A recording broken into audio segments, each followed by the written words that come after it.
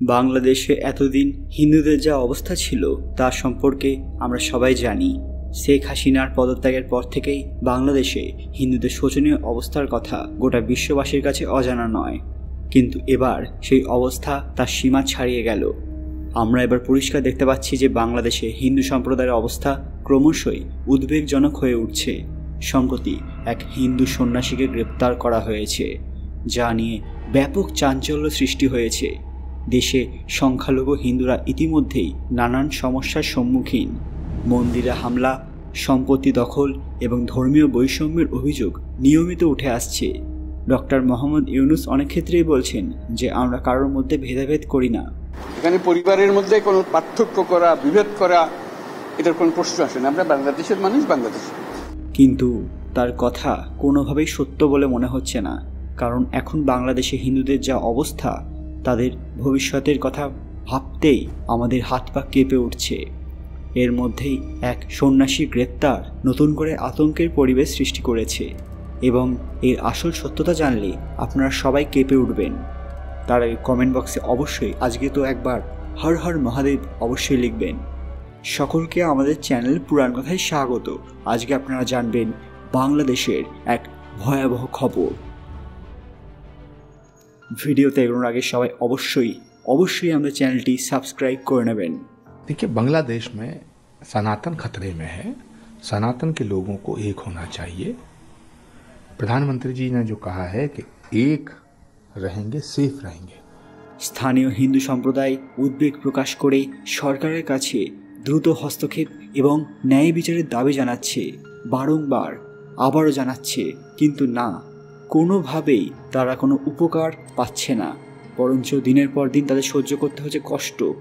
এই ঘটনা কেবল একটি ব্যক্তির ওপর আঘাত নয়, বরং একটি সম্প্রদায়ের অস্তিত্ব রক্ষার লড়াইয়ের প্রতীক। এই ঘটনা শুধু দেশের ভেতরেই নয়, আন্তর্জাতিক স্তরেও তীব্র প্রতিক্রিয়া সৃষ্টি করেছে। বিভিন্ন মানবাধিকার সংগঠন বিষয়টি তদন্তের দাবি জানাচ্ছে এবং বাংলাদেশের সংখ্যালঘু নীতির সমালোচনা করছে।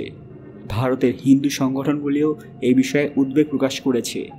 জানা গেছে, চিন্ময় কৃষ্ণদাস ব্রহ্মচারী, যার আসল নাম ছিল চন্দন কুমার ধর, বাংলাদেশের একজন বিশিষ্ট সনাতন ধর্মনেতা। তিনি আগে ইসকন এর মুখপাত্র এবং নেতার ভূমিকা পালন করেছেন। কিছুদিন আগেই ঢাকার শাহজালাল আন্তর্জাতিক বিমানবন্দর থেকে তাকে গ্রেপ্তার করা হয়। অভিযোগ অনুযায়ী তিনি রাষ্ট্রদ্রোহমূলক কার্যকলাপের সঙ্গে যুক্ত ছিলেন। সম্প্রতি তিনি বাংলাদেশে সনাতন ধর্মাবলম্বীদের ওপর নিপীড়নের প্রতিবাদে একাধিক সমাবেশের নেতৃত্ব দিয়েছেন। তার সমর্থকদের মতে এই আন্দোলনের লক্ষ্য ছিল সংখ্যালঘু হিন্দুদের অধিকার সুরক্ষা। তবে গত অক্টোবরে চট্টগ্রামে এক মিছিলে জাতীয় পতাকার অপমানের অভিযোগ ওঠে, যা বিতর্কের কেন্দ্রে তাকে নিয়ে আসে। তবে সেটা কতটা সত্যি কতটা মিথ্যা তা এখনও স্পষ্ট নয়। তিনি বাংলাদেশের সনাতন জাগরণ জোটের সক্রিয় সদস্য এবং দীর্ঘদিন ধরে সংখ্যালঘুদের ওপর হওয়া বৈষম্য এবং হামলার বিরুদ্ধে সোচ্চার ছিলেন। তবে তার গ্রেপ্তারকে কেন্দ্র করে স্থানীয় প্রশাসন এবং আন্তর্জাতিক মহলে বিভিন্ন মতামত প্রকাশিত হয়েছে। সমর্থকরা দাবি করেছেন এটি একটি রাজনৈতিক উদ্দেশ্য প্রণোদিত পদক্ষেপ। শুধুমাত্র আমাদের প্রভুকে, এই যে আমাদের সনাতনী রূপরেখার যে সংগঠনের ৮ দফা দাবি, এটার চিন্তাকে নস্যাৎ করার জন্য এই মিথ্যা মামলা দায়ের করা হয়েছে। আমরা আমাদের প্রভু নিঃশর্ত মুক্তি যাচ্ছি। আসলে এটা হিন্দুদের হয়রানি করার জন্য, এটা তো আমাদের চিন্ময় প্রভু বা আমাদের এই কোনো ধর্ম বিদ্বেষী কোনো কিছু তো বলে না। ঢাকা পুলিশের মুখপাত্র জানিয়েছেন তার বিরুদ্ধে অভিযোগ তদন্তাধীন রয়েছে, কিন্তু সুনির্দিষ্ট তথ্য এখনও প্রকাশ করা হয়নি। এই ঘটনাটি বাংলাদেশের সংখ্যালঘু সম্প্রদায় এবং আন্তর্জাতিক মানবাধিকার মহলে নতুন করে উদ্বেগের জন্ম দিয়েছে। ভারতের পররাষ্ট্র মন্ত্রণালয় জানিয়েছে, সংখ্যালঘুদের ওপর হামলার ঘটনায় অপরাধীরা যেখানে ধরাছোঁয়ার বাইরে, সেখানে একজন ধর্মীয় নেতা এসব অন্যায়ের বিরুদ্ধে যখন কথা বলছে, তার বিরুদ্ধে পাল্টা অভিযোগ এনে গ্রেপ্তার করা হয়েছে, যেটা একবারে সঠিক হয়নি। বিবৃতিতে বাংলাদেশের হিন্দু সহ সকল সংখ্যালঘুদের নিরাপত্তা নিশ্চিত এবং স্বাধীনভাবে মতপ্রকাশের স্বাধীনতা নিশ্চিতের আহ্বান জানানো হয়। এর কিছুদিন আগে ভারতের হস্তক্ষেপ চেয়ে বিবৃতি দিয়েছে international society for Krishna consciousness অর্থাৎ ইসকন। কিছুদিন আগেই তাদের অফিসিয়াল এক্স প্ল্যাটফর্মে টুইট করে জানানো হয়েছে যে সন্ত্রাসবাদের সাথে ইসকনের যুক্ত থাকার অভিযোগ ভিত্তিহীন এবং অত্যন্ত আপত্তিজনক। টুইটে এটা বলা হয়েছে যে ইসকন ভারত সরকারের প্রতি অনুরোধ জানাচ্ছে যেন তারা অবিলম্বে বাংলাদেশ সরকারের সাথে আলোচনা করে এই বিষয়টি স্পষ্ট করে যে তারা এটি শান্তিপ্রিয় ভক্তি আন্দোলন। কিন্তু এই গ্রেপ্তারি শুধু একটি ব্যক্তির ওপর হয়নি, বরং পুরো সংখ্যালঘু সম্প্রদায়ের জন্য একটি বড় ধাক্কা হয়ে দাঁড়িয়েছে।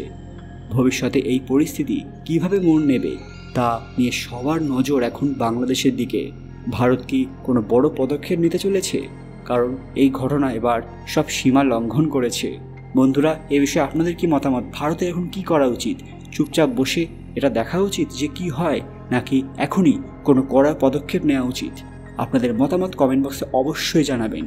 আজকের ভিডিওটি লাইক করবেন এবং এত বেশি শেয়ার করবেন যাতে প্রত্যেক মানুষ এই ঘটনা সম্পর্কে জানতে পারেন।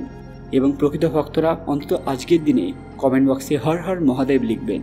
আরও এরকম দরকারি আপডেট পেতে পুরাণ কথা অফিসিয়াল চ্যানেলটি মনে করে সাবস্ক্রাইব করে নেবেন, কারণ এখন আমরা শুধু মাইথোলজি নয়, ওয়ার্ল্ড নিউজেও ফোকাস করি। খুব তাড়াতাড়ি ফিরে আসবো আরও একটি দরকারি ভিডিও নিয়ে। ততক্ষণ আপনারা এই ভিডিওগুলো দেখতে পারেন। ধন্যবাদ।